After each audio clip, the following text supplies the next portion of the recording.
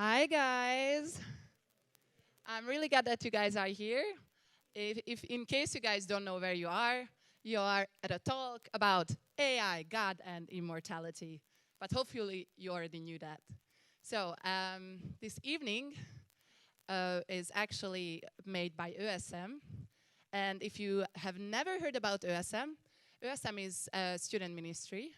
And ÖSM is basically stands for Austrian Student Ministry. It's really good that you guys are here. We will have a great time. And if you guys have any questions, then we have on the pillars as well, on the door, and also here, later on, there will be different QR codes. And you can add your questions there. And just go to the website or just click the QR code. And if you need translation, because this event will be in English, but you need translation to German, feel free to use your headphones or earbuds, whatever you have, and just listen to the German translation. So, I hope you guys are ready for today. And our speaker is David Glass. And I asked him if he has actually fun facts, but she didn't tell me anything, but I already have a fun fact, which is he told me that, the last couple of days it was really sunny. And he said that he's actually from Northern Ireland, that in Northern Ireland, the middle of summer is the same weather as we had in March. So, yeah. And now he came here and it's already raining. So, thank you. So, I welcome you and feel free to take the stage, but I want to ask you two more questions. Have you ever been to Austria before?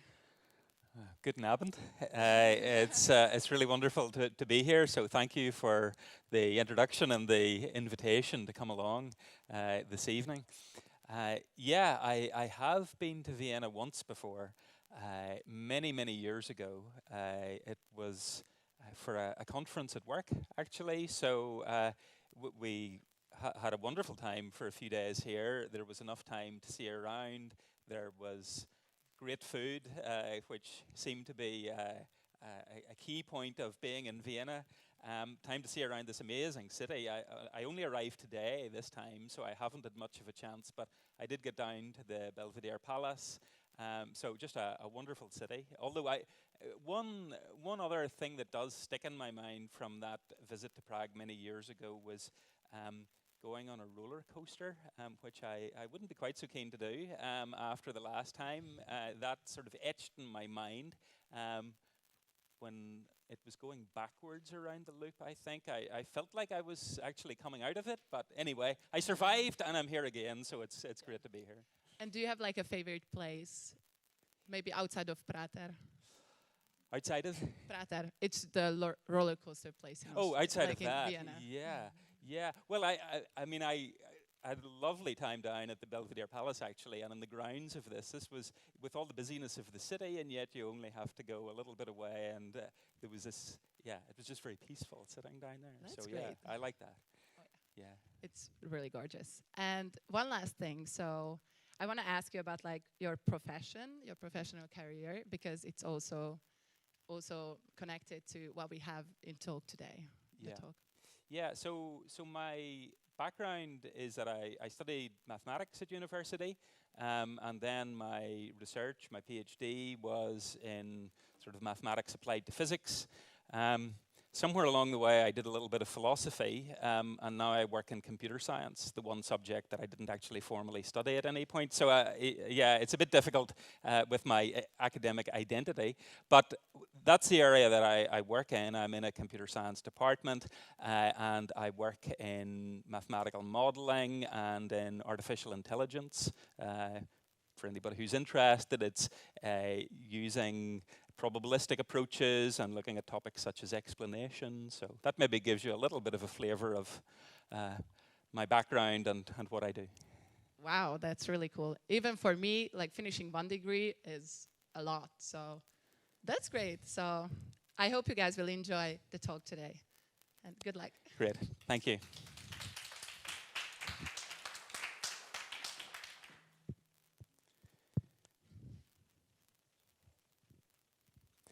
So AI is, of course, having a huge impact in our world and our everyday lives. Just earlier this week, Bill Gates wrote an article that he published online with the title, "The Age of AI Has Begun."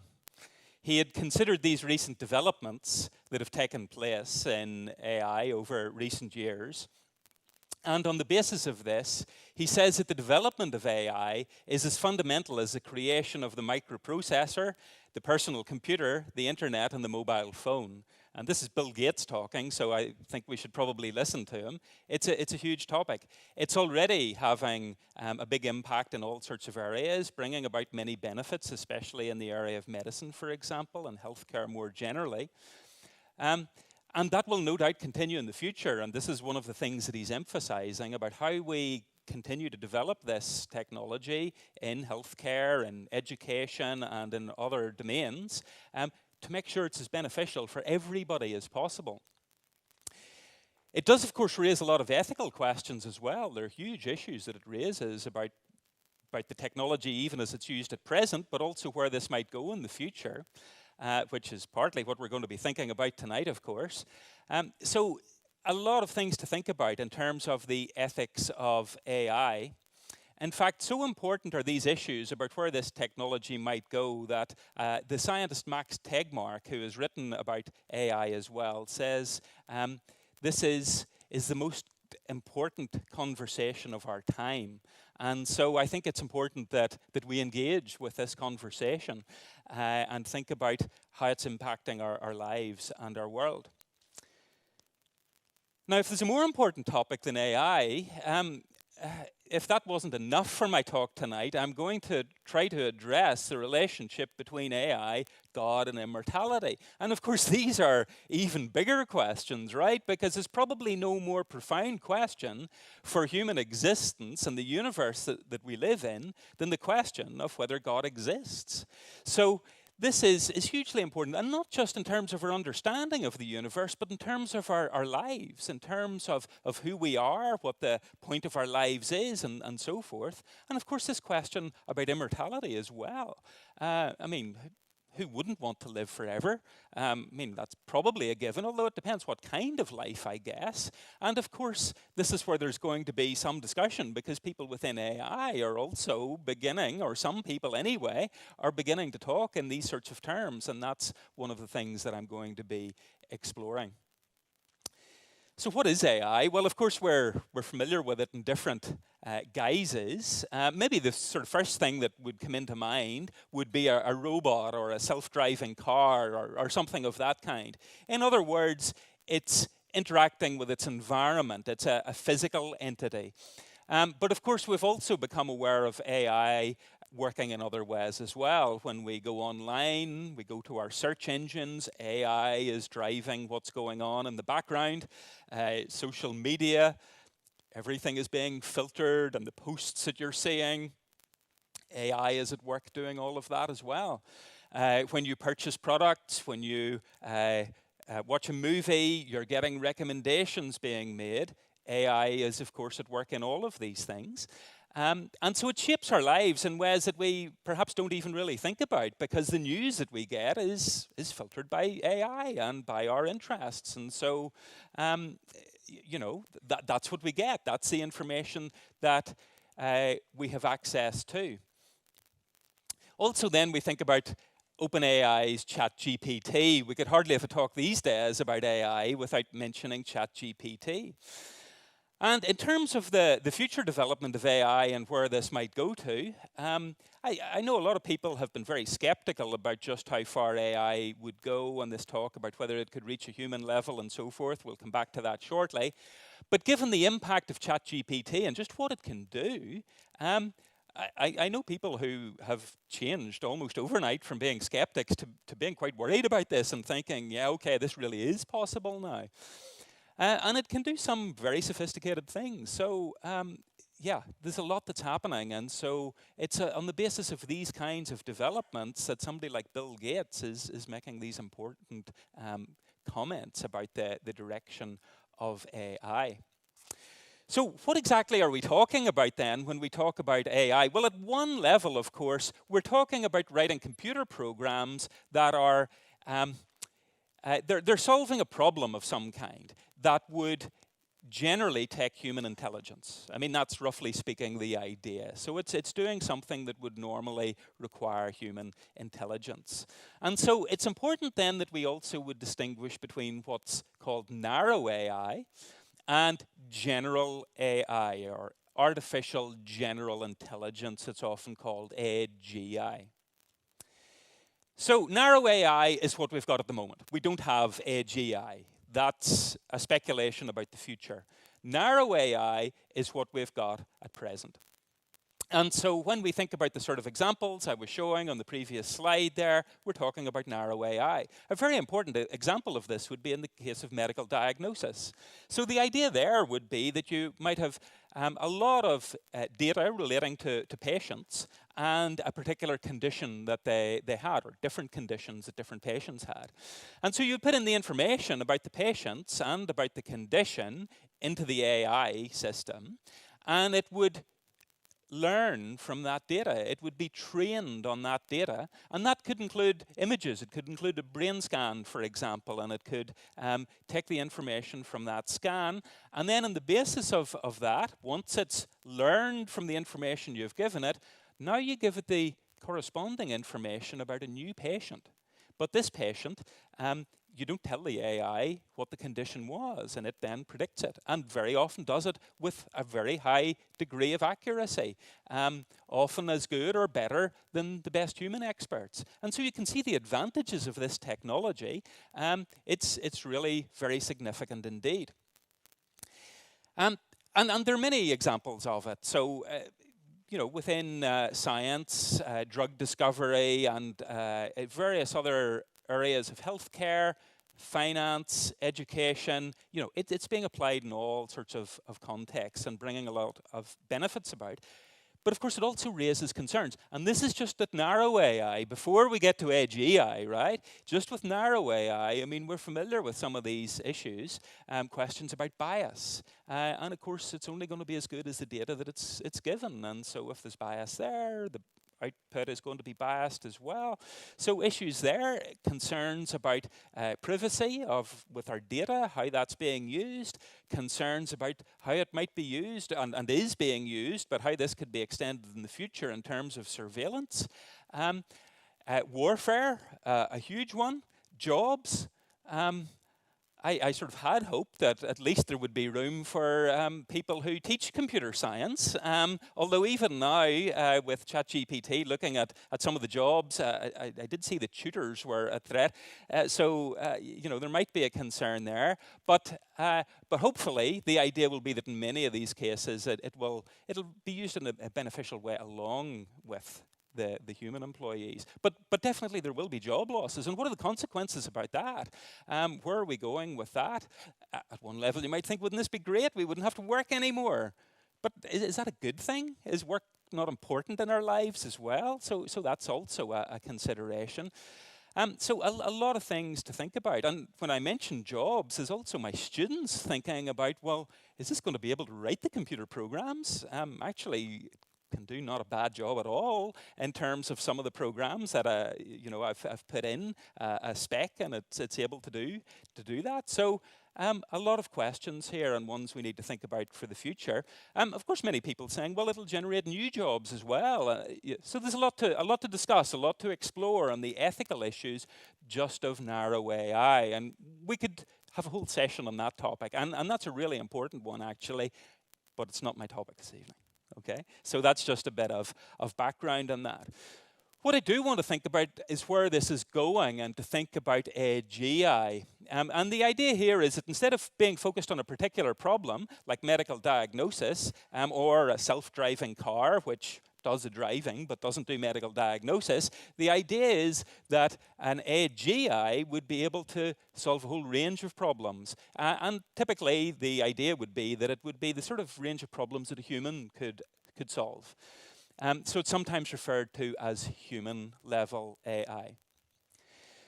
So how might we go about achieving this, if it's possible at all? Well, one way to do this would be to take humanity.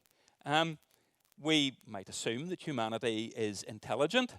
I mean, okay, I know there's a debate to be had there. You know, if we look in the media, we might question whether that is true, but at least it's a start. So we start with humanity, we start with the human brain, and the idea then would be to completely map the human brain and then to emulate that in software and then include that perhaps in a robot or something like that to interact with the world.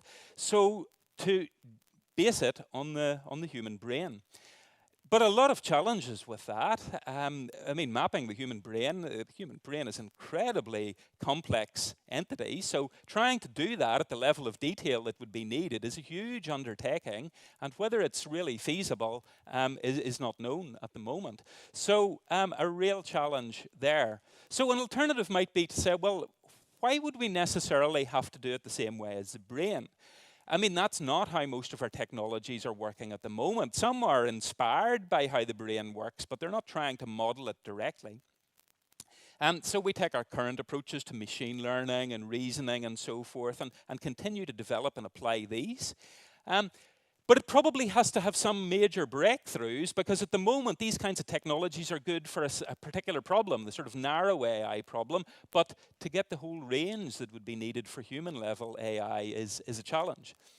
But in terms of that engineering type of approach, rather than trying to model the brain, an illustration is often given in terms of a comparison with the history of aviation. So in terms of aviation, trying to achieve that on the basis of trying to replicate what birds do, turned out not to be very successful. A much better approach was to ignore what birds do and take a completely different engineering approach. And of course, that's been incredibly successful. And so similarly here, it may well be that the engineering approach is better than trying to replicate the biological approach, basing it on the brain. So anyway, these ideas about how to go about it.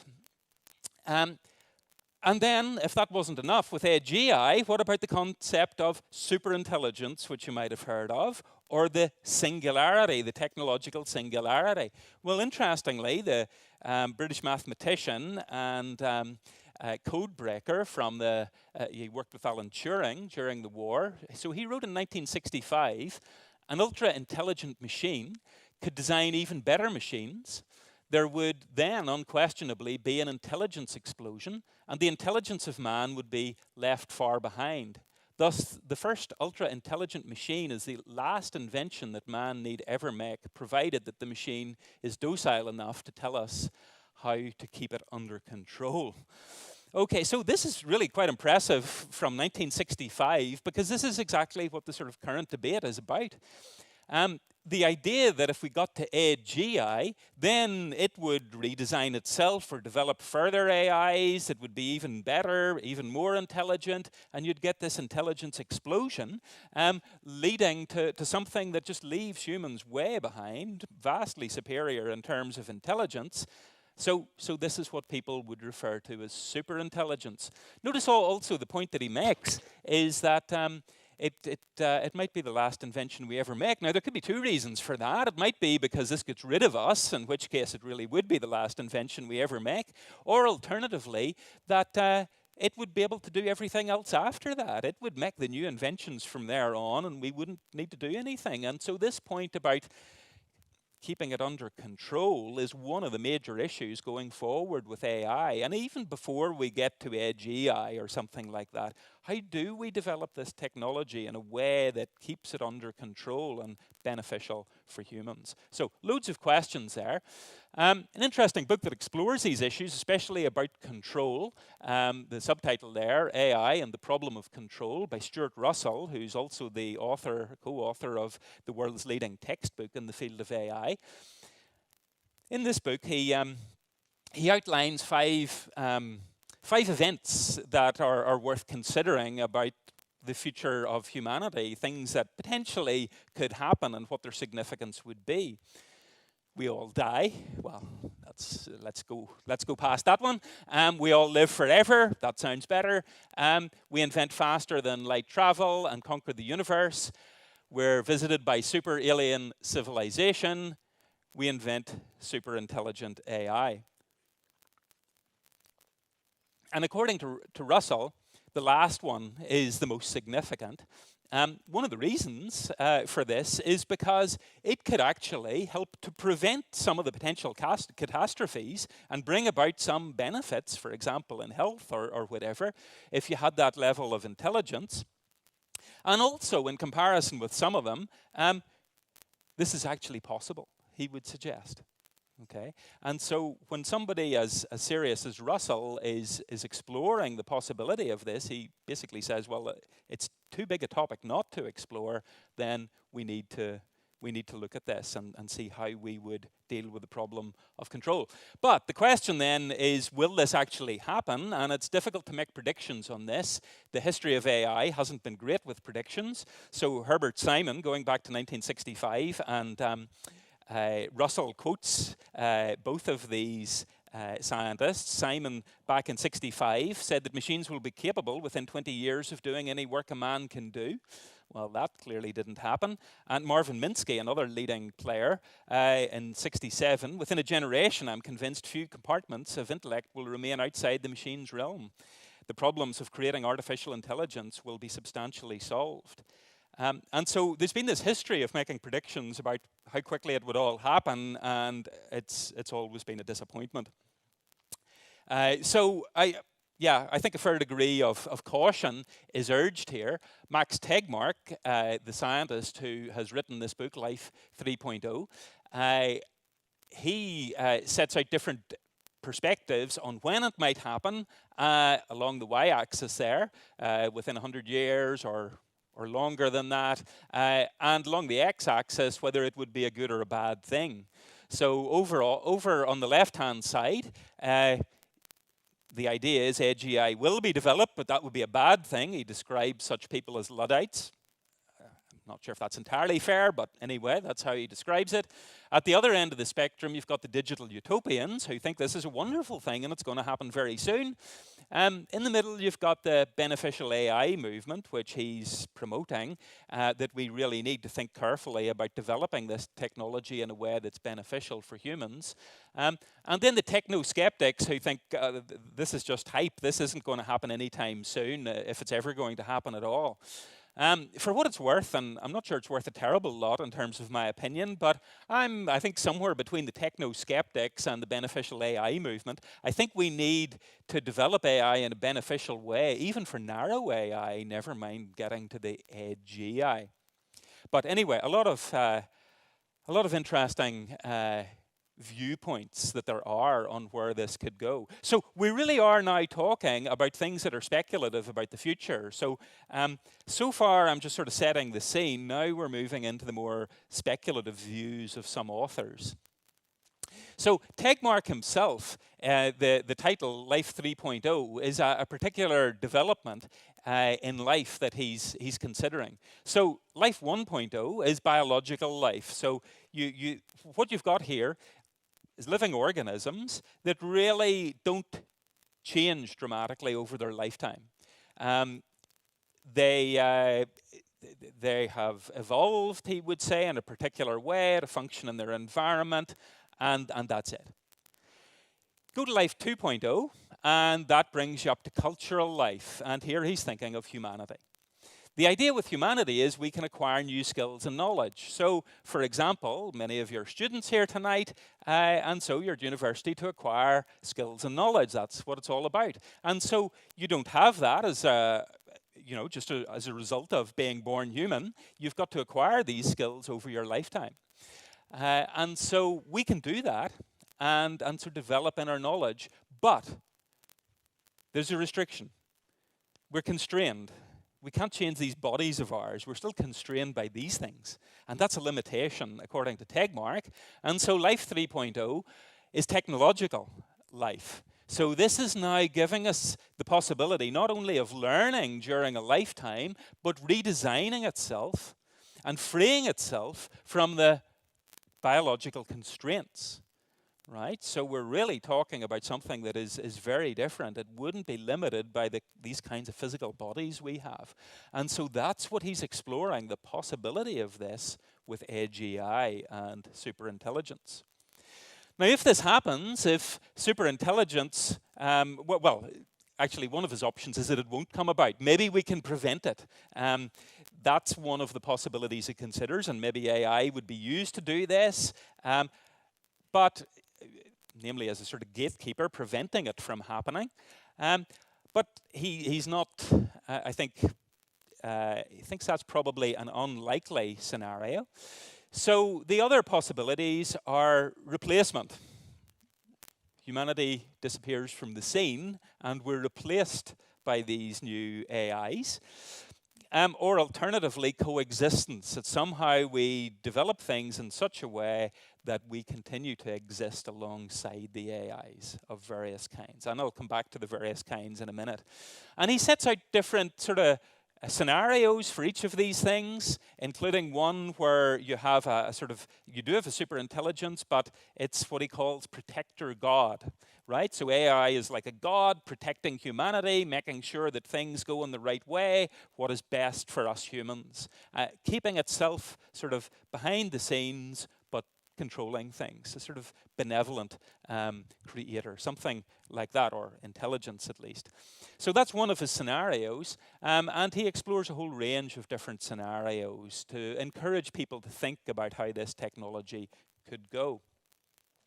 Part of his thinking in all of this is that life could extend beyond our Earth throughout the universe. If we have these intelligences that aren't limited, as we humans are, that they can live longer and aren't limited by physical constraints, then they could spread out throughout the universe. And this could be, he thinks, one of the greatest accomplishments of our time to achieve superintelligence.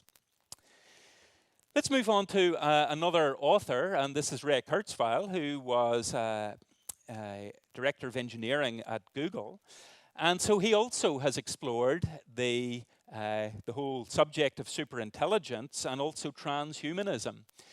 So he made these predictions quite a number of years ago, actually, that by 2029 would have computers as intelligent as humans. So we'd kind of get to that AGI level. Then in the 2030s, we'd have technology in the human brain to enhance our memory, and also not only with AI technology, but with developments in genetic engineering and biomedical science and so forth, we would be able to improve our bodies in all sorts of ways.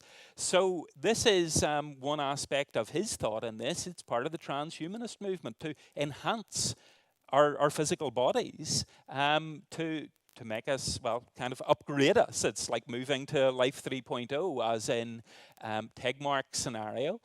And then by 2045, we have this singularity. We've had this intelligence explosion, which sort of takes off, and we've now merged with AI.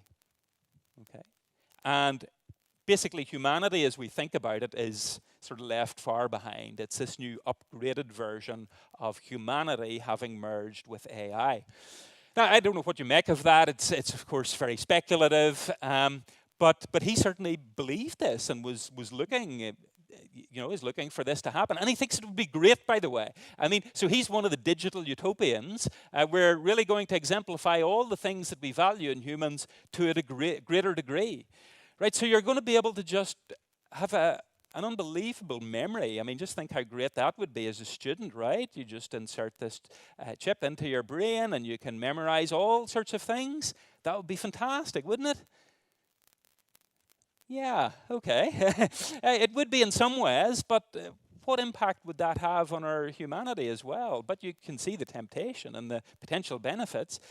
And where are we with all of this? Well, actually, if you think about something like brain-computer interfaces, really quite a remarkable technology. The idea is that you could control something remotely just with thought, taking the signals from your brain.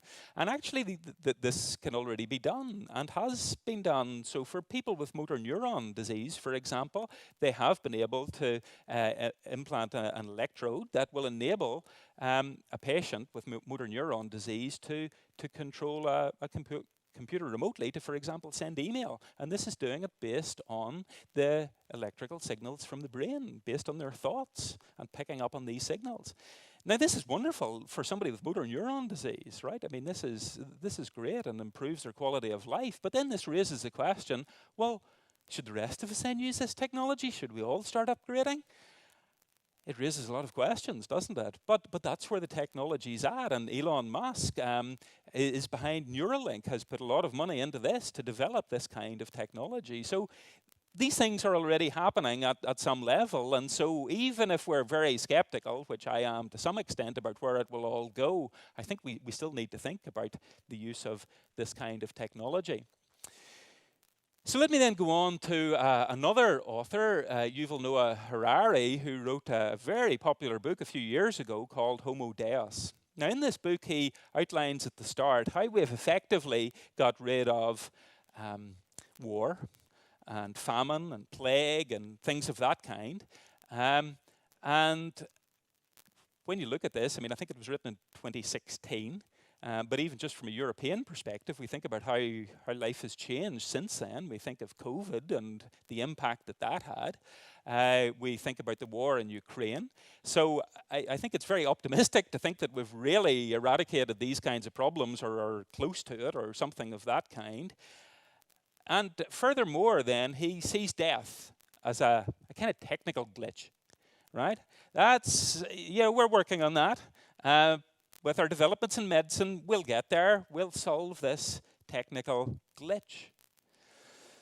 And so what he's about is, again, a sort of combination of AI and other technologies that would be part of transhumanism to achieve human happiness. And for him, happiness is about our feelings. There's nothing more. It's just about our feelings. It's just all about how you feel. And so if we can achieve this, we will achieve happiness. So the goal is to enhance human happiness through the use of technology. Immortality is definitely on his radar, right? I mean, okay, so if you develop one of these AI, so here's one possibility. We talked about the brain emulation earlier. And this really is getting into the realm of science fiction, but you might have come across the idea of mind uploading. I don't know, has anybody heard of mind uploading? So the idea is that you would be able to take a complete map of the brain, and they would be able to do this with your brain, and then upload it onto the computer, basically. I mean, just like you would upload a music file or something like that. You'll just upload it onto some server somewhere, and then that's you. That's your mind, your brain. Everything's recorded there, and then you could do what you like with that, right? So you could use this for future reference. Maybe the technology, of course, hasn't been developed, but if they could get to the stage of saving all that, then you could download it into a robot in the future, and you could continue to live. You might. Now, when they say immortality, it's maybe not quite what you would think of if you're thinking of it in religious terms, because you could be this robot, and it's not that you couldn't be destroyed. I mean, you might go out and get knocked down by a car, maybe one of those self-driving cars, for example, and that could be the end of you as the robot. But the point is that you wouldn't just sort of die of natural causes, or there would be no need to. And furthermore, even being knocked down, I suppose if you've done the mind uploading, well, you would have a backup, wouldn't you? So maybe you could download yourself again or something of that kind. So lots of things to think about there in terms of immortality. And finally, well, from the title of the book, Homo Deus, we become like gods. He had an earlier book, Sapiens, Homo Sapiens. So we've moved from wise man to God man. And so this is the direction of travel, because these capabilities that we have really would be quite incredible. And so we'd become like sort of minor deities. So he considers two possible scenarios, two ways that the technology could go. One is, going back to what I said earlier, coexistence, which he calls techno-humanism. And he says about this, so this is where we can develop with the technology and alongside it. Homo sapiens, as we know it, has run its historical course and will no longer be relevant in the future. But we should therefore use technology in order to create Homo Deus.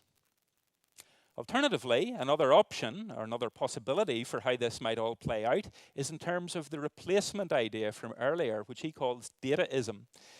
So in this scenario, he says the cosmic data processing system would be like God. It will be everywhere and will control everything. So these are just the views of a few very significant writers who have been engaging in this topic in recent years. And so this raises the question of AI as a religion. Clearly the religious themes, God, immortality, and so forth coming through here. So what might this look like? Well, let's first of all consider the possibility of AI as a god.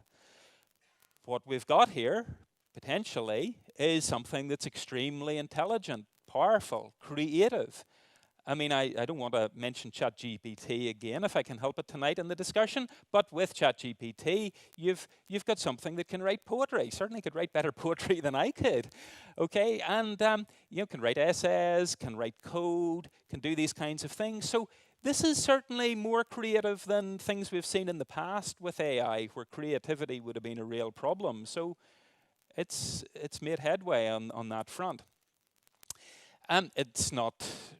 The idea would be that this kind of technology, this sort of AI, wouldn't be physical and wouldn't be restricted in space. It would be immortal. It would be accessible. I mean, you can just go online and have a chat, right? I mean, you can go on and ask your questions. You can get advice. A very accessible deity, this would be. So you could see the temptation. And of course, there have been these moves by certain groups to sort of create an AI religion and, have people sort of worship this AI god or something like that. Now, that, of course, is really at the extreme fringe. And the authors I'm talking about are not advocating that. Although Harari, with his talk of gods and so forth, is, he's heading somewhere in that sort of direction, it seems to me. But that's the kind of qualities that the AI might potentially have. But instead of thinking of the AI as a god itself, I want to think about a slightly different approach that seems more prominent in these authors, and this is about what the technology is being used for with regards to us as humans and its impact. So let's first of all consider what they think a human being is. So Harari says humans are just algorithms. Well, I don't know. How does that make you feel about yourself? You're just an algorithm, a sequence of instructions to solve some problem. Humans are merely tools for creating the Internet of all things, which may eventually spread out from planet Earth to pervade the whole galaxy and even the whole universe. Or Tegmark, our cosmos invented life to help it approach heat death.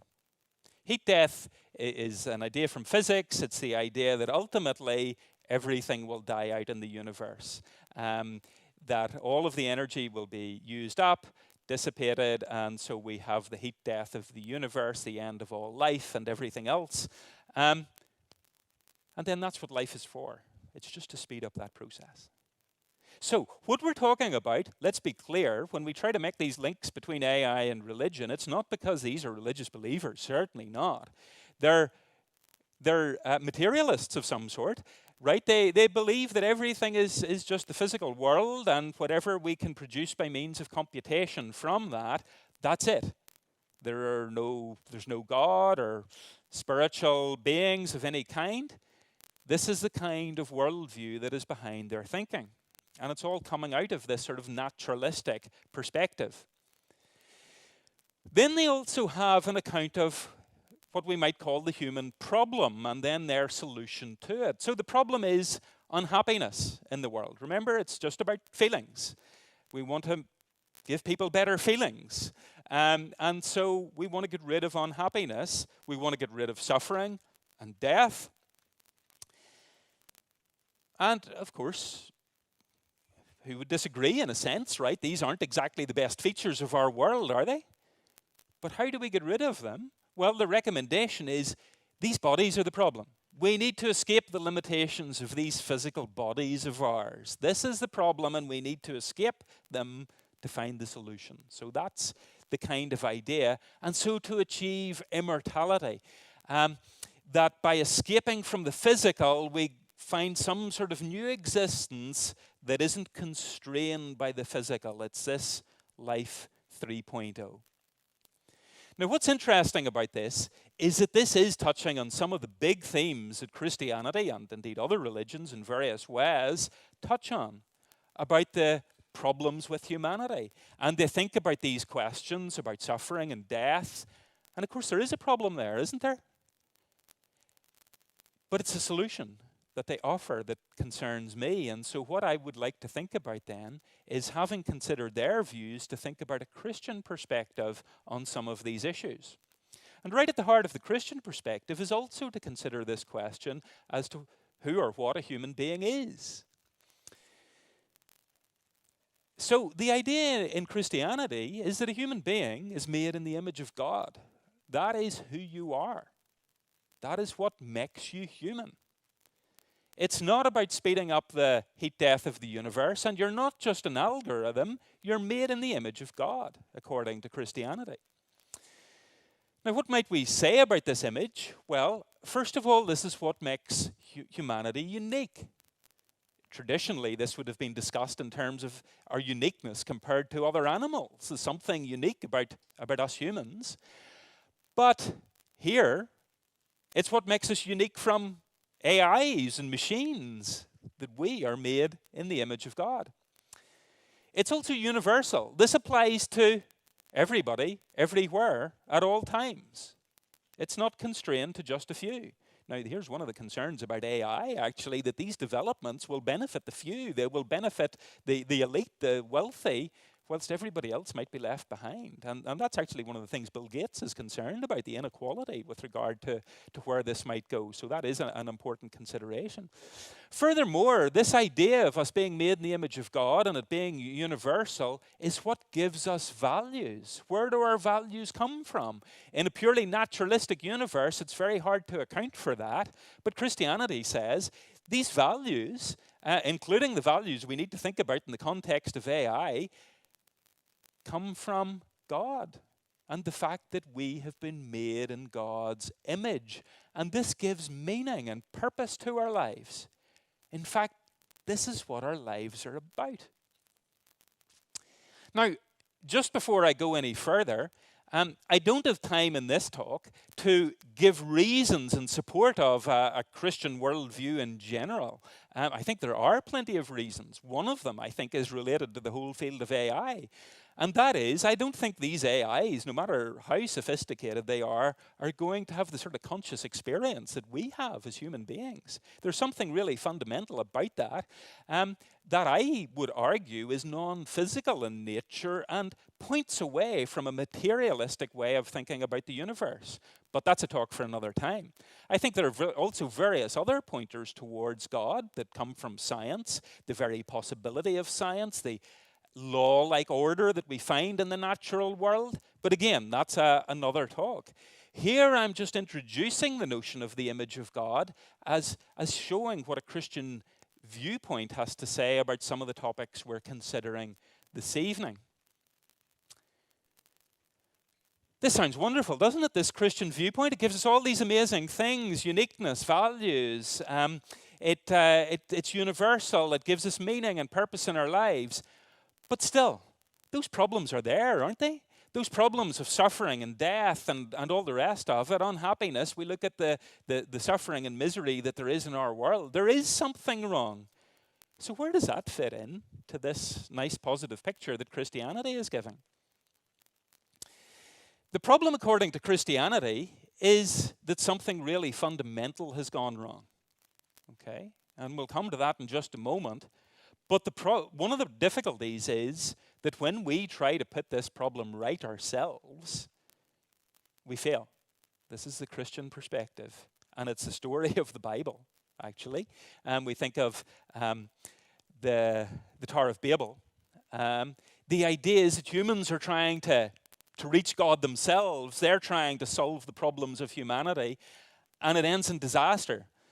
That would be one of my fears with where some of this is going. Now, don't hear me wrong, I'm not attacking artificial intelligence, but attacking the idea that artificial intelligence can be used to solve the really fundamental problem, the human problem, that AI will provide the solution, because I think Christianity teaches that our attempts to solve this problem will inevitably fail. And history, I think, backs us up on that. Okay, when we look at the historical attempts to try to bring about utopia on earth, they have failed miserably. So what really is the problem? Well, I would say that when we look at suffering and we look at unhappiness and we look at death, we're looking at the symptoms of the problem.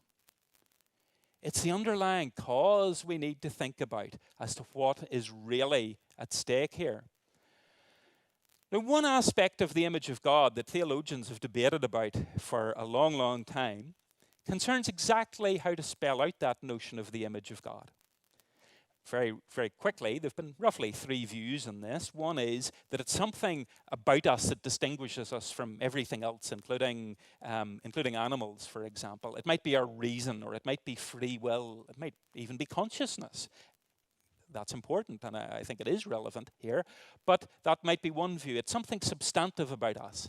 A second is it's a functional view. It's about our responsibilities, our moral responsibilities. We are moral agents, and so this might be a second component, our responsibility, a functional view of who we are.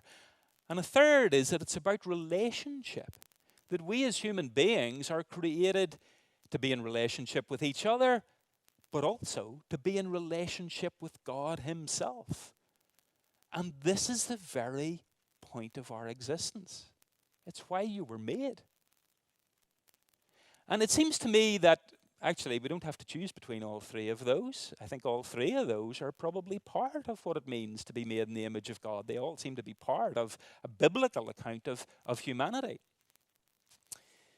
So what is the problem then?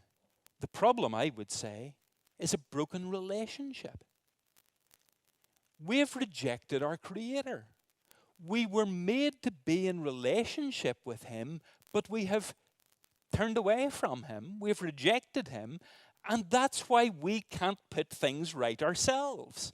We're not in a position to, because for a broken relationship, the 2 parties need to sort it out.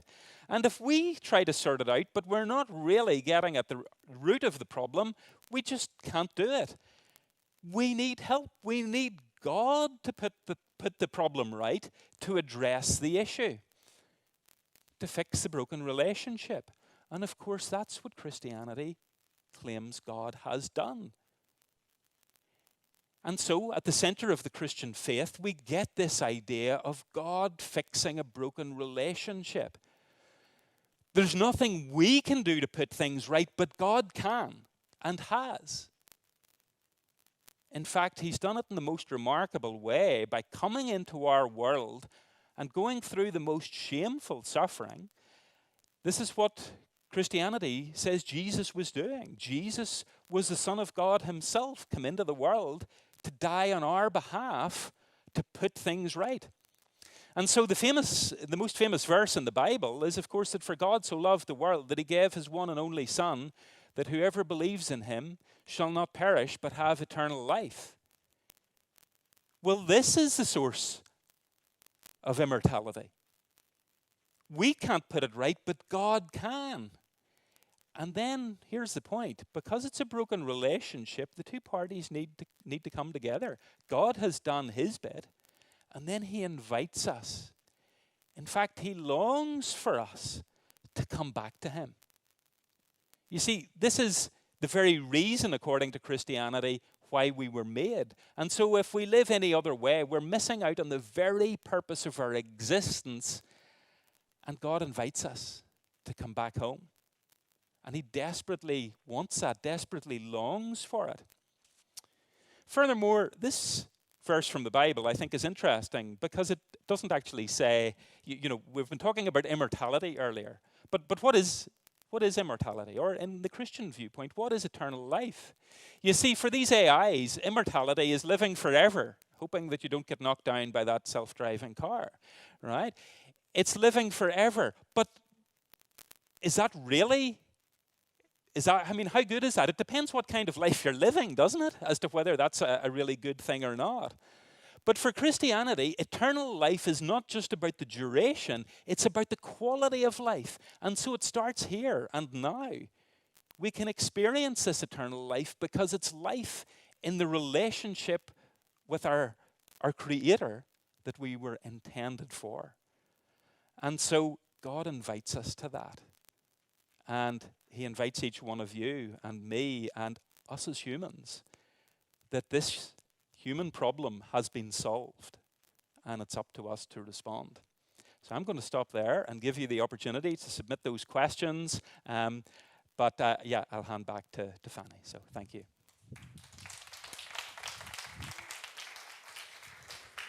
Thank you so much. Thank you so much for the talk. So if you have any questions, you can find the QR codes on the pillars and the doors, and feel free to ask any questions about AI, Christianity, and whatever you have in mind. And now we will have about like a 10-minute break. So you can also write your questions and just, talk to each other. See you in 10 minutes, which is, so it's like 20:58. No, 20:08. Sorry, Okay.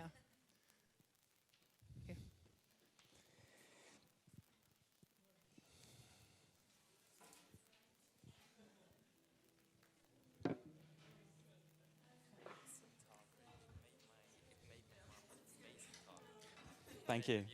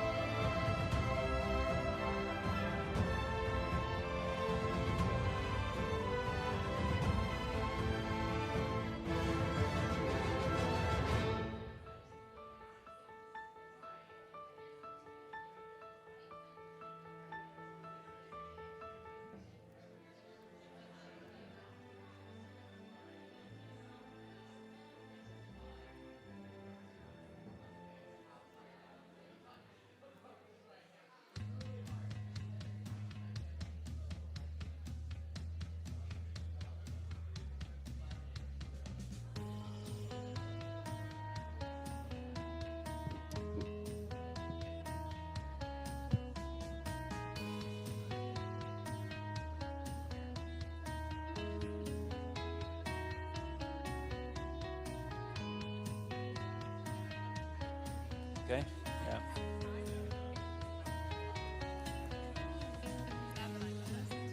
Sorry. Yeah. Yeah. Okay. Okay. Yeah. Where do you want me to sit? At the right? Yeah. Okay. Yeah. Okay. Okay. Great. Hi, everybody. So, thank you so much for your questions. We got a lot of questions, and we're gonna answer some of them. And if you have any questions which you didn't submit but you wanted to be answered, just when I say like we will have live questions, just put on your just have your hands up high, and then Megan will find you with a microphone. So, but first we are starting with the online questions. The first question is really interesting. It's from Anonymous. Nice. With new advancements like Neuralink, Pfizer's technologies, DAFON and GeoVT and GeoLeaders ushering in an almost unlimited digital vision, what is at stake for the Christian in the New World Order? Yeah. Wow. That's quite a question to start with. Um,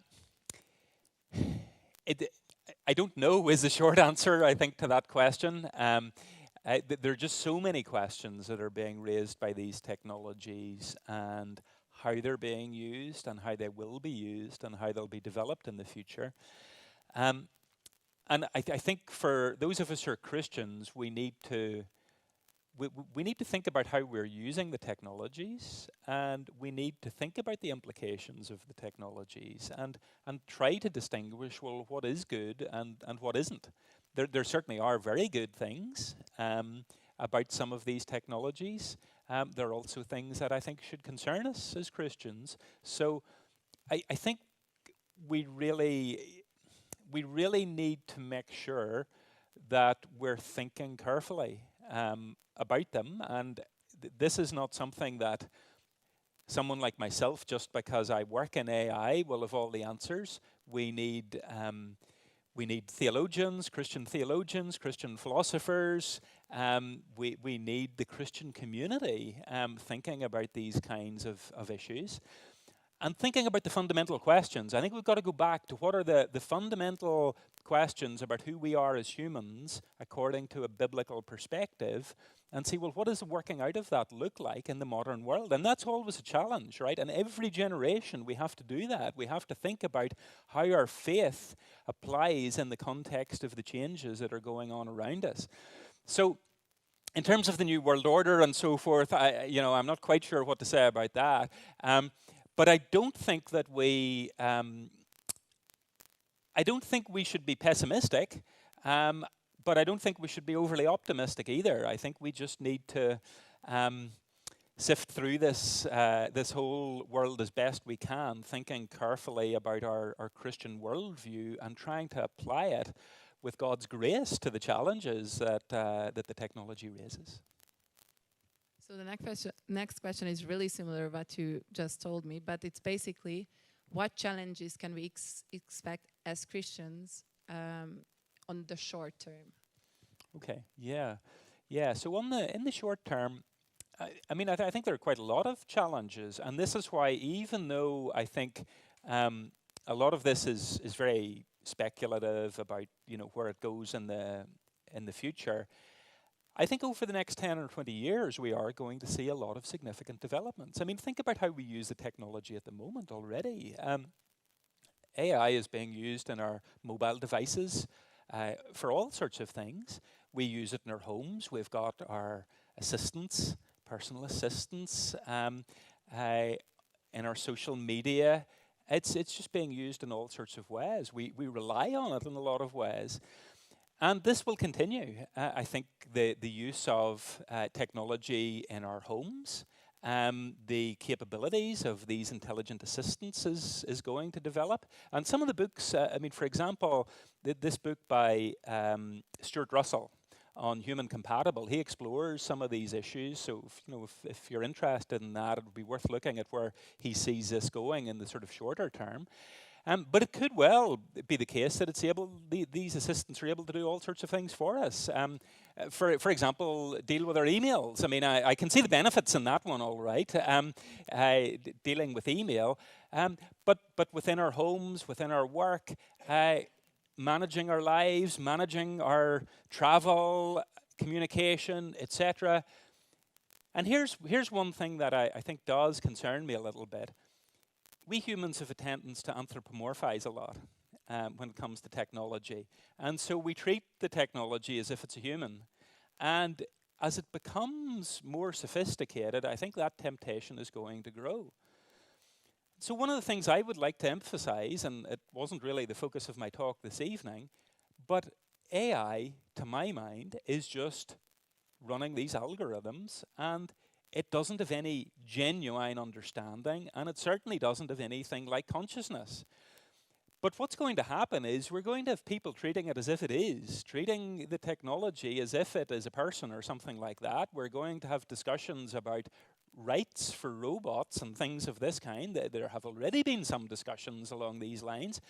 What responsibility do we give to the technology? I mean, it's okay managing certain things, but are we going to be allowing these unconscious tools to make significant moral decisions and so forth? There's a lot we need to think about here. So I think even in the shorter term, there are a lot of things that we need to think about how we use the technology wisely and what's beneficial and what isn't. And what do you think? Can it help or hinder faith? Um, Can it help or hinder faith? The development of faith. Yeah. I think it can do both, actually. I think that in some ways there could be a concern, and I think the concern is that if we don't engage with the issues and engage with them now, I think we need to. I think we need to really start thinking about our Christian worldview and what the implications of that are in the modern world. Quite often we as Christians sort of take it for granted. Well, it's a few basic things about what it means to be made in the image of God, but what does that look like in the world around us? And if we don't do that, then I think there is a problem. I think it could hinder faith. On the other hand, I tend to be optimistic, right? So I think there's something positive that we can do. I think if we do a good job of this and think about our Christian viewpoint, actually maybe we have something to say about these issues. After all, if we really believe that a Christian worldview is true, surely it does have something to contribute to these kinds of discussions, and maybe we can set an example as to how we as Christians use the technology in a beneficial way and look at how it can be developed in a beneficial way. So in that sense, I think it could help. And like, to what extent can we use AI to help us, like, pray or write sermons or? Yeah. Okay. That is a good point. To write sermons. I'm not sure about that. So one question is whether I actually developed the talk that I gave myself tonight, or whether I got ChatGPT to give it. Were you able to tell? I'll have to leave it to your judgment to decide whether I did or not. I think that there's a good example, actually. That could make us very lazy as Christians, couldn't it? That we just get it to do these things for us. But can we use it as a tool? We use all sorts of technologies as tools to collect information. ChatGPT is great at summarizing information. And so, maybe if there's something we're exploring and trying to get different views on, that might be a good starting point, but it's not a good finishing point. And so I think, again, what we want to do in that case is not to hand over important sort of decisions and things that we consider to be important that we do in life, and just let the technology do it for us. If we do that, we're giving away our humanity.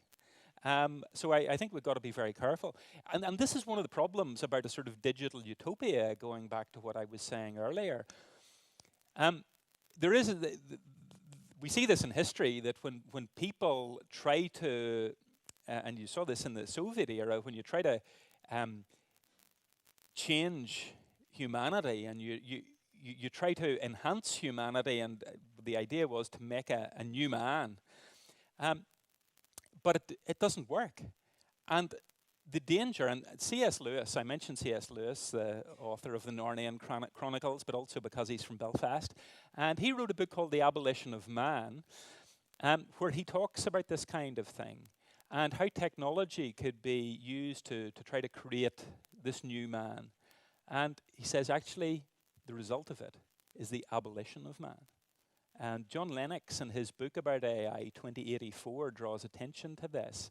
And I think there is a danger here that we go about this in a way that does lead to the destruction rather than the enhancement of humanity. So yeah, I think that's a concern. Thank you so much. And you were talking about new man, and somebody had that question, which is really interesting. What do you think is part of a unique human experience as opposed to AI, and how do you get there? Part of a unique experience for humans as opposed to AI? Exactly. So I'm not sure if I've quite got the right end of the question, but one of the things I would say about a unique human experience is just our experience. Now, what do I mean by that? It's our conscious experience, right? So, if you see the color red, right, this could be analyzed by an AI using sensor technology, and it could detect the wavelength and detect that this is indeed red light. But it doesn't have the conscious experience that you have. There's something it feels like when you see the color red. A robot could be developed that acts as if it was in pain. So imagine if you're in toothache, you've got toothache, right? You know what the pain feels like. There's something it feels like. AI could be developed in a way that it gives the impression of being in pain, but it's not, I would say, going to have that actual experience, that conscious experience of pain. So actually, I think our lives are completely at odds in terms of experience with AI. I just don't think AI has any of that subjective conscious experience, nor will it, I would say. So at that level, I think there is a very fundamental difference between us and AI. Now, maybe what the question's also getting at is how we ensure that our experience is different going forward. And I suppose the point that I would make there is, well, we've got to realize the difference between us and machines, and make sure that we're not handing over important aspects of our lives, going back to this idea about being made in the image of God and our moral responsibilities, for example, that we're not just wholesale handing these over to machines, that we're taking our responsibilities and not giving up on our humanity. thank you. So we are not giving up on our humanity. So if somebody has actual questions they want to ask, then feel free to take the mic from Megan. Come on, don't give up your humanity. Okay, thank you. A goal to and work towards, like we humans do. We I don't know what our goals is, but it's to survive. I would think at first, like evolutionary scene. So what would be the goal of a general AI, and does it need a goal? This is a really interesting question, and I think it's really at the heart of a lot of this, actually, about the goal of AI. And the book of Stuart Russell that I mentioned is considering this kind of question, as indeed are many other books that explore the issue. I think this is the fundamental question in terms of the development of the technology. I think it does need a goal, or at least some sort of goal, because if it's to act in an intelligent way, arguably, any kind of intelligent action requires some goal, right? So, I mean, if it's a driverless car, it's got to have the goal of getting to the destination safely. If it's playing a game of chess, it's got to have the goal of winning the game of chess, or whatever. So there's got to be a goal. The question, though, for where this technology goes is who's defining the goals? The AI is not defining the goals itself. Rather, it's us. And so we need to think about how we develop AI and how do we define the goals? Well, I suppose the idea would be that we would define these in a way that is going to be beneficial for humanity. But then that depends on what you think is beneficial for humanity.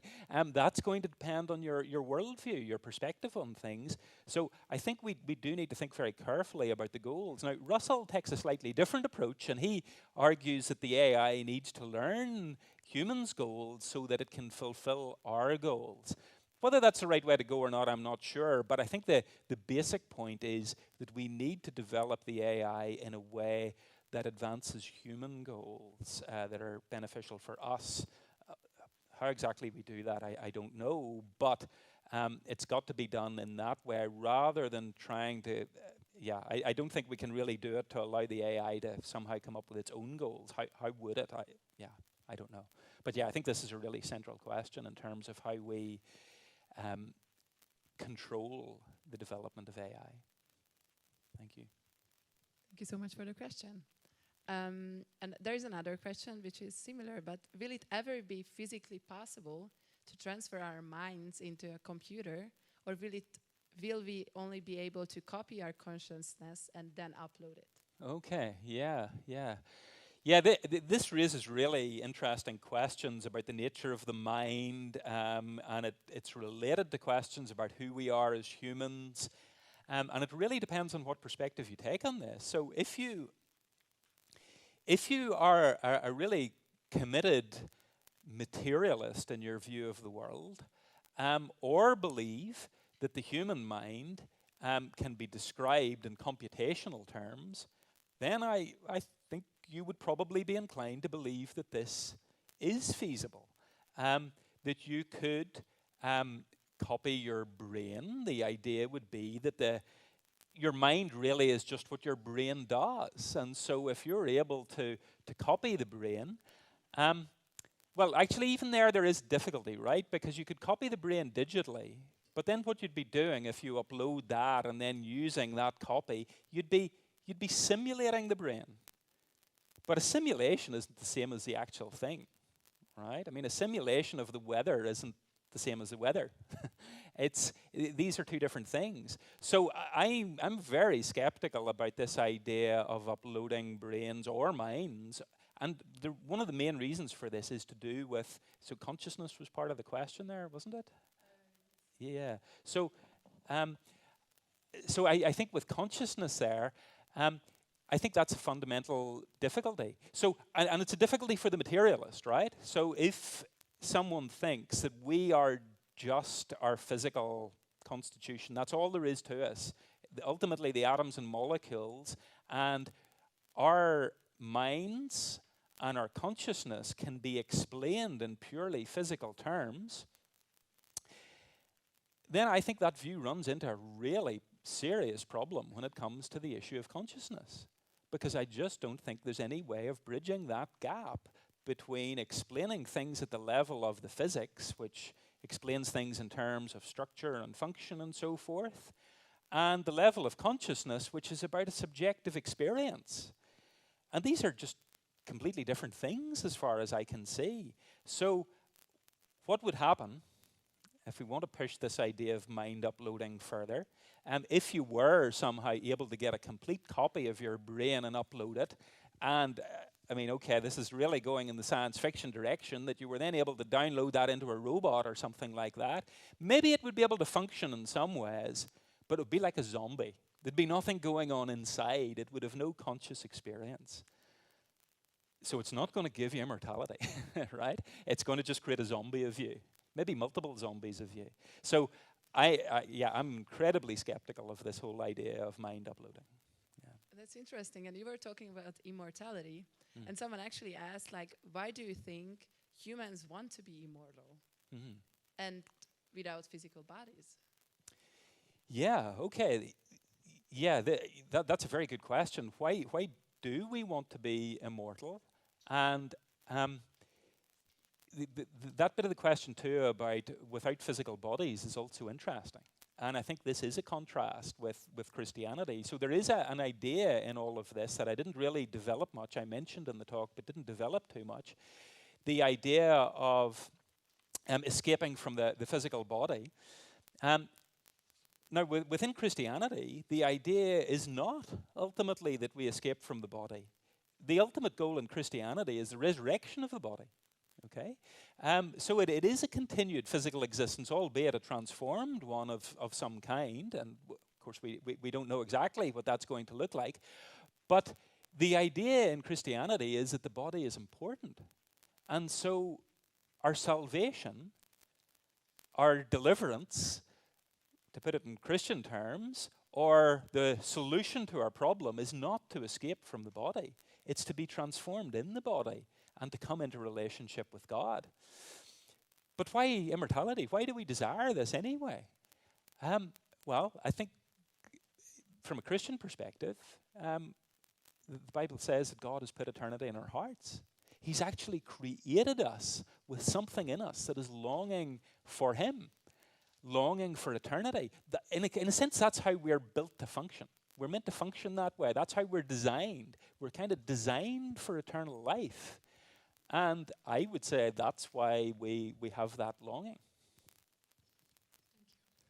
And anybody else has questions they want to ask? Okay, am I going to give you?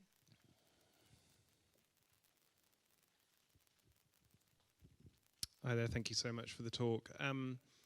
You said that you were relatively optimistic about this, and I suppose I'm more filled with existential dread, mostly because I grew up watching the Terminator movies.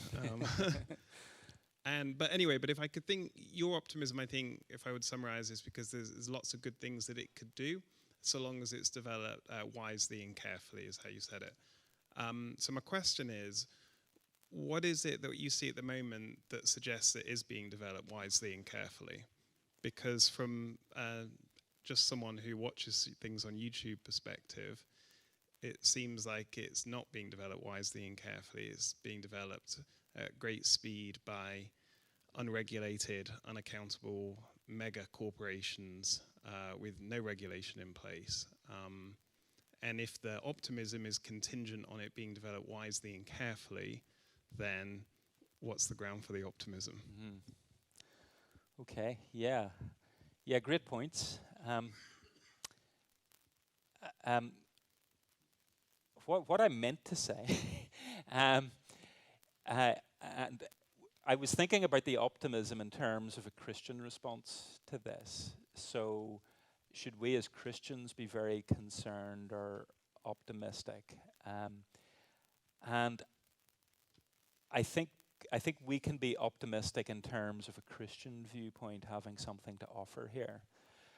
Whether optimism is justified with regard to where all of this goes itself, I think the jury's out on that one.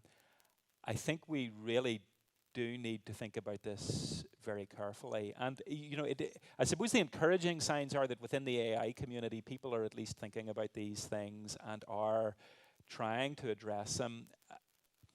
Whether they're going about it in the right way is another matter. I think it needs an awful lot more thought. And where the big challenge is that it needs it quickly, because this technology is developing at such a fast pace that it's outstripping our ability to think through the ethical implications of all of this. I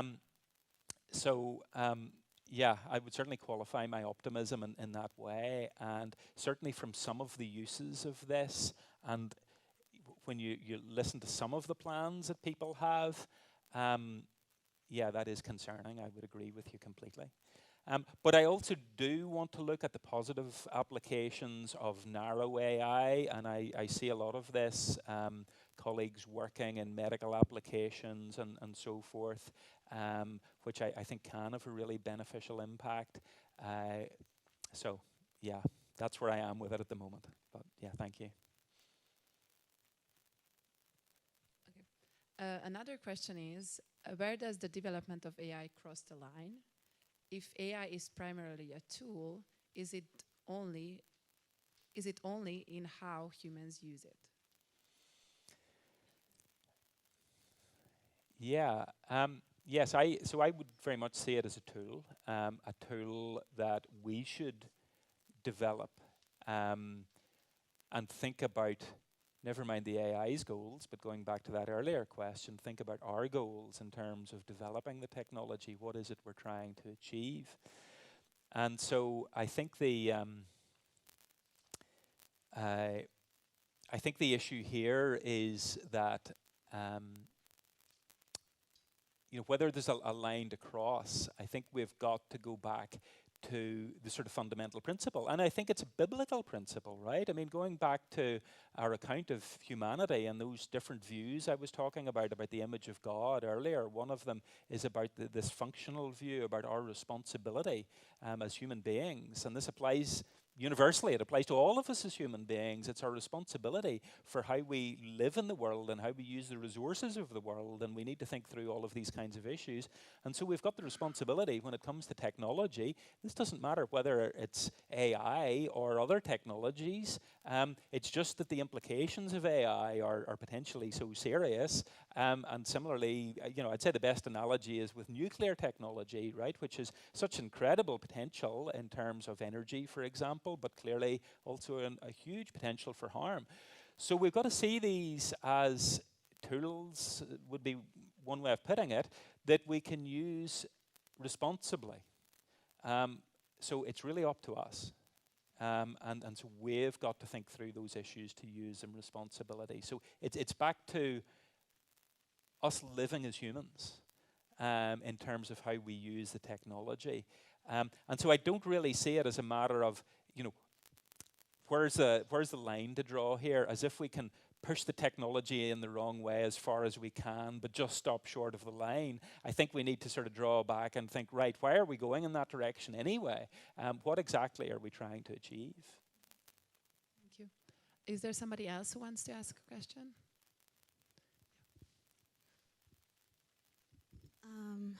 So from history, we can see also in archaeology, there seems to be like a gap with like ancient civilization, like something was lost in translation. Do you think AI could bridge that gap or like ensure that our technology now kind of keeps moving forward instead of humanity starting over to kind of figure out how to build anything? So like just looking from the pyramids, like it's very obvious that there's something that they knew that we didn't know.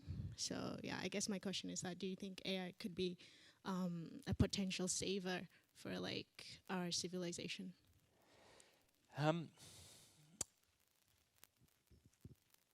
I'd be hesitant to put it as strongly as that it could be a savior for our civilization. I suppose the concern here is thinking of it in terms of some of these discussions, whether it's the savior or ultimate destruction of our civilization is the concern. But the way, and that's how it's this sort of terminology is how they consider it as these two ways of thinking about it. And I certainly think it could be used in beneficial ways, perhaps, to preserve things in our culture. But I'm very hesitant of thinking of it as playing some fundamental role in saving our civilization or something of that sort, because I don't think that's for technology to do. At best, it's really for humanity at one level to think about our civilization, but also if we're going to get into the level of thinking about terminology like salvation, then I think we need to think about how that sits in relation to a Christian worldview and who we are as human beings, and really what our fundamental questions and problems are. And I think the Christian message has an awful lot to say into that. So yes, again, I think using the technology to help with aspects of civilization may be beneficial, but of course the other side of that is that if it's not developed in the right way, it could have a negative impact. Thank you. Thank you so much for your question. There was another question. What, with the development of AI, there is so much out of our control. What do you recommend we should be doing right now that is within our control, particularly for those of us that are the luddites? Yeah. What should we be doing to to keep our control. Yeah. If I got that right? What do you recommend we should be doing right now that is within our control? Within our control. Yeah. So, I mean, there are big questions here to think about for people who are developing the AI technology and the direction that we go in with it. But there are also things that I think we should think about ourselves, just about how we use the technology. How much do we depend on the technology in ways that are good and in ways that are maybe not so good? Do we depend on it in a negative way? So I think we have to think about our use of technology, and as for those of us, again, who are Christians, about how we use that in a way that glorifies God. Because it can be used, again, in a positive and negative way, and a lot of technologies are like this. So I think we've got to start from where we are if we want to think about control, think about how we use the technology on a day-to-day basis. But I think at the bigger level, it's thinking about, if you like, our lives and what our focus is, what our priority is, what really is the purpose and meaning of our lives, I think is really relevant here. Because we could allow our lives to be dictated to by technology and where the technology is going. But we also need to think about the fact that we as humans are made in the image of God. And if our true purpose is to be found in who God is, then I think we've really got to pay attention to that, because that's ultimately our purpose. And so we've got to make sure that we don't lose that focus and go off in some direction that is effectively ignoring what the true purpose of our lives is. I mean, to take a very simple example of the use of technology, we can. I could use a hammer to put a nail into a door. That's the purpose of the hammer. It's what it's for. If I use the hammer to try to fix my mobile phone, that's not such a good idea. It's not the purpose of the hammer. Similarly, with regard to humanity, we need to think about what our purpose is. Are we living according to the purpose for which we're made? And if that's the case, technology can sort of play a role in that as a useful tool, but we shouldn't allow our lives to be driven by where the technology wants to take us and be dictated to by a different set of purposes for our lives. Thank you so much. Is there somebody else who wants to ask a question? Okay, thank you. So I'd like to pick up on, so one of the problems you identified, or was identified, was unhappiness, and that AI could be a response to that. And I'm not sure that makes sense to me, that knowledge helps us become less unhappy or improves our happiness. I mean, the old saying is, ignorance is bliss. Mm-hmm. And so I wonder if how do we understand the knowledge of AI? Is it as increasing information, or is it knowledge in terms of maybe completing circles or making complete pictures rather than just adding more and more and more?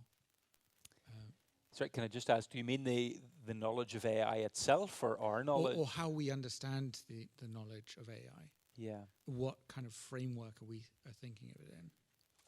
Yeah. Yeah, thanks for that. I'll try to say something. If I'm not quite getting the right end of where the focus of it is, please come back to me. I mean, I think in terms of the first of all, the problem of unhappiness, I think the kind of idea that Harari has in mind is that technology can be used to just improve our lives, whether that's through healthcare, through entertainment probably, and so forth. Just our technology will be able to entertain us. The problem is, of course, all this might entertain us to death and enable us to miss out on the purpose of our lives, right? But I think that's the kind of idea that technologies can be used in a way that will improve our health, improve our lives, improve our quality of life, and all these kinds of things, and so improve our happiness, I think is the kind of idea that is there. But it is very much, in his view, focused on feelings. Happiness is all about feelings, and that's it. which seems like a very narrow view to me, because it does seem to me that if we think of our true happiness or our true satisfaction in life, it needs to be much more than feelings. It needs to have a sort of coherent worldview that makes sense of who we are and see our purpose in life. Whereas I think, given Harari's sort of perspective, there ultimately is no purpose. So I think it's really missing out on something very fundamental. In terms of the knowledge of AI, I mean, these AI systems could acquire a lot of information. You know, of course, we can just go online and do these searches, and AI will, you know, filter the information and give us that. And as they're more developed, yeah, there's a kind of knowledge that can be presented. But really, I think this is derived from humans, right? I mean, what it's doing and effectively doing is just gathering knowledge that humans have acquired, and it's doing a great job of sort of summarizing that and sifting through it and finding the relevant bits and so forth. But I would say there's no actual understanding on the part of the AI at all. It's a useful tool to help us acquire knowledge, I would say. But feel free to come back to me if there's something else that you had in mind there.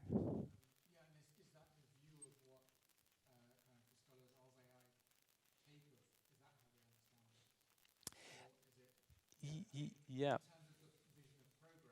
Yeah.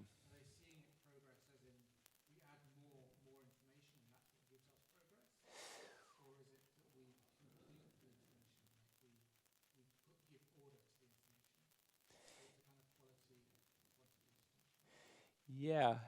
Yeah. Well, I think as far as the AI is concerned, I think they would see it as being more than I have said, at least some of them. They would see AI potentially developing this really genuine understanding that's human-like or something of that kind, and going potentially beyond that. But I'm very skeptical that it really has that kind of understanding at all. So I think it's really just more information that it would give us. But then the question is, would that complete us? And I don't think information and acquiring more knowledge will solve our human problem. And going back to what I was saying in the talk, the problem is that we can't solve our fundamental human problem ourselves, and we can't solve it with the help of AI. Because the problem isn't one just about knowledge. The problem is one about a broken relationship. There's something really fundamental wrong with the world. And the problem is it's something that's fundamentally wrong with each one of us.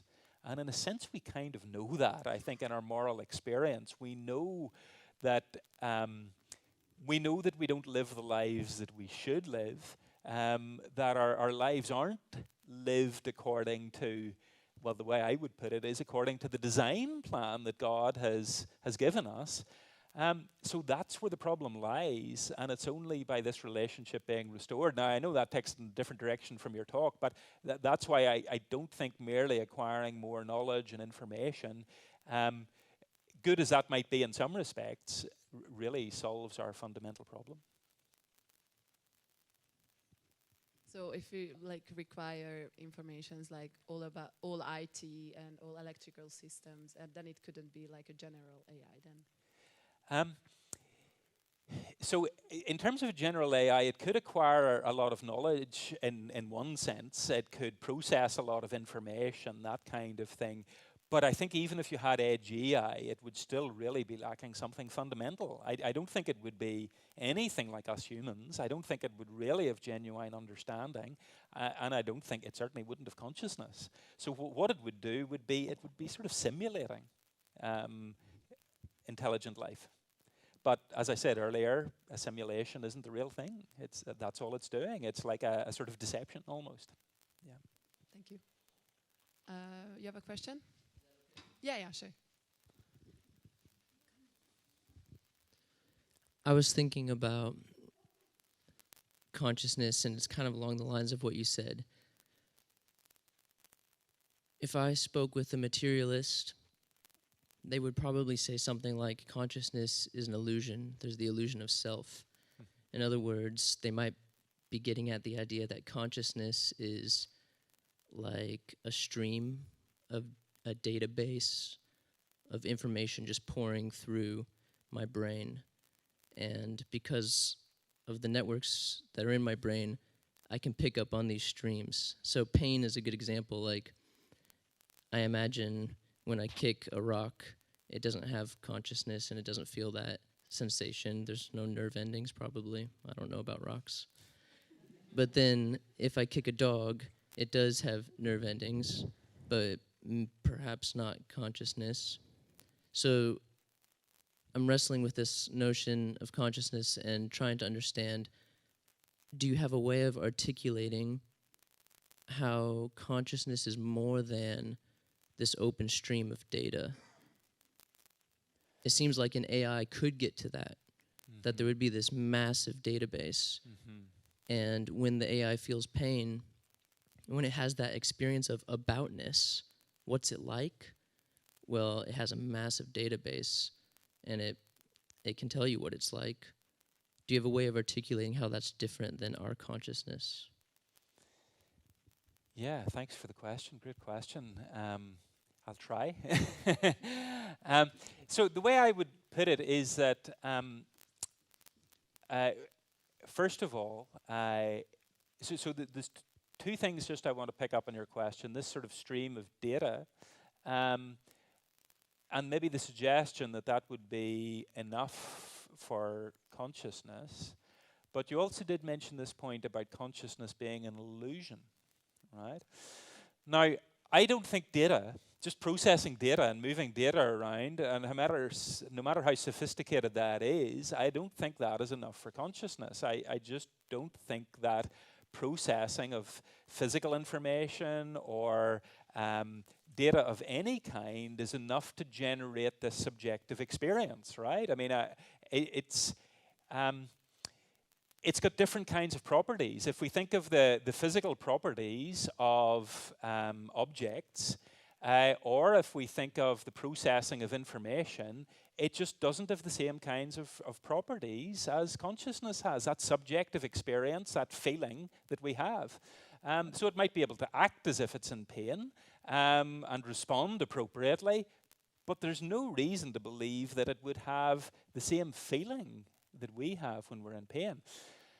Now, for that reason, I think somebody like Harari would say this actually, that this is, in this case, it wouldn't have consciousness. It would just have very sophisticated behavior. In fact, that's one of the things that is a concern for some people, that it could be so sophisticated without consciousness. So I think a lot of people would agree with me that consciousness, yeah, these AIs aren't going to be conscious. But then the bit about illusion. Could it be an illusion? And yeah, some people have said this and have tried to argue that consciousness is an illusion. But I think this is just clearly false, because consciousness is just our experience. And this is something we know for sure. I mean, there's all sorts of things we can debate about on this kind of topic tonight, and disagreements people can have. But consciousness is the one thing we can't doubt, surely, right? Because we all know what it feels like to be in pain. And other types of experiences as well. It's just part of who we are. So consciousness is not an illusion, but now we put these two things together. Consciousness is real, and consciousness doesn't arise just from physical processing or from data. And so I would suggest that consciousness is then pointing to some further dimension to who we are. It's something that goes beyond the physical and goes beyond the processing of information. And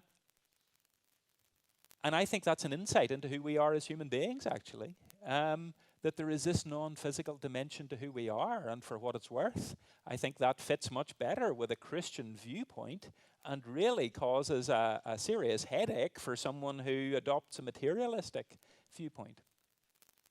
So it's a big topic, and happy to discuss more afterwards if you'd like to follow up, but thank you for the question. Thank you so much. So we will have the last question. Does somebody want to have the last question? You do. Me? Which one? There's a new one. So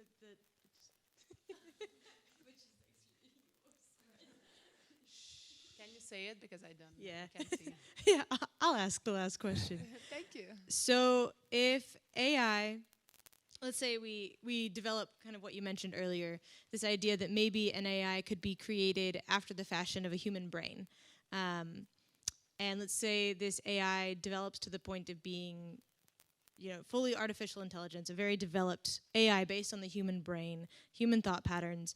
According to a Christian ideal, would this too be made in the image of God? Yeah, okay, thank you. That's quite a question to finish on. So let me just first of all thank you for the questions. I mean, these have been really interesting questions, and that's what I like about these sorts of talks. It's a discussion and the questions that take place, and so please feel free afterwards, if you would like to discuss anything further. But yeah, thank you for great questions. Would it be made in the image of God? Well, a few things that I would say about that.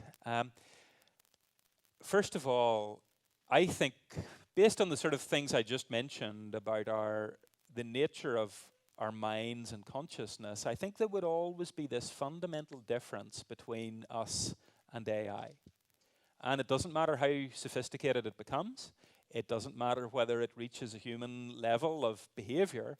All it would be doing would be sort of simulating that kind of behavior. It would be missing something in the inside. It would be like a zombie lacking that inner experience. All it would be a very sophisticated machine. And so I don't think we would have any reason for thinking that it was made in the image of God.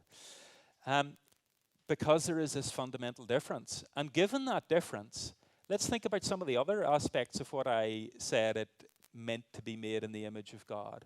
One of those was moral responsibility. But if it's just a machine that has no inner experience, it can't feel pain, for example. Well, is that not fundamental? Is this sort of conscious experience not fundamental to a notion of morality?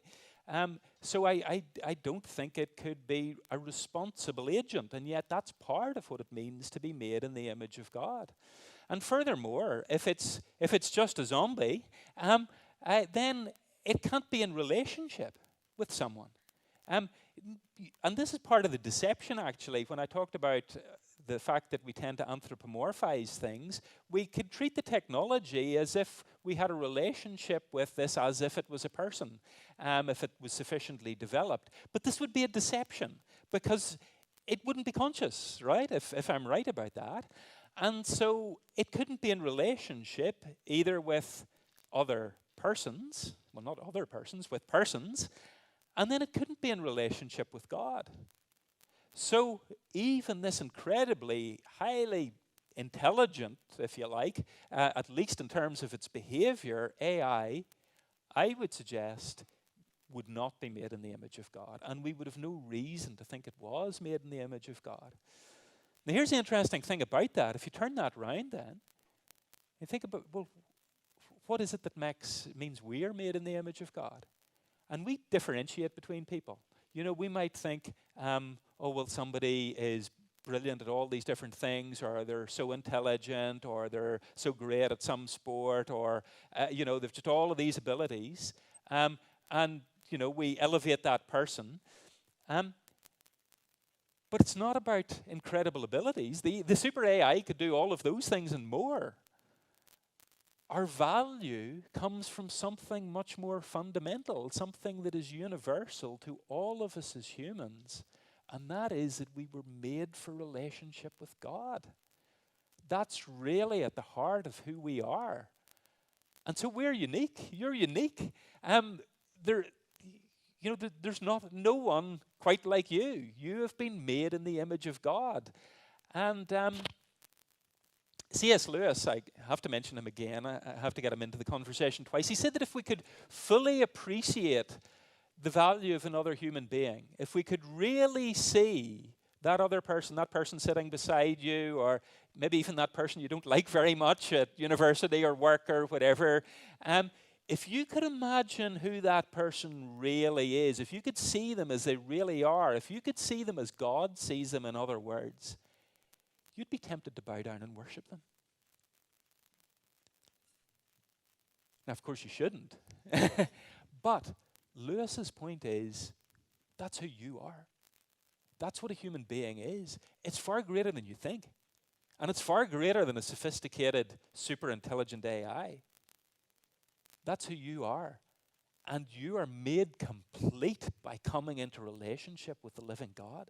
That is what you were made for. And the things that are most important in our lives, whether that's, things like truth and justice and love and beauty and goodness and forgiveness, all these kinds of things, God is the source of all of these. And then he invites us to come to know him, the source of all of these things. That's who you are. And an AI will never be that. Thank you so much. This was a great ending to it. So if you have any more questions to David, after it's all finished, you can ask him because he's open to all the questions. And thank you so much for coming.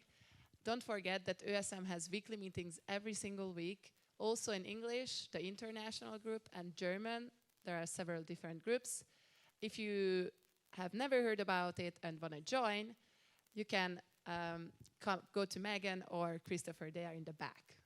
Okay. And thank you so much for coming, and hope you had a great time. And thank you so much for the talk. Give a big clap.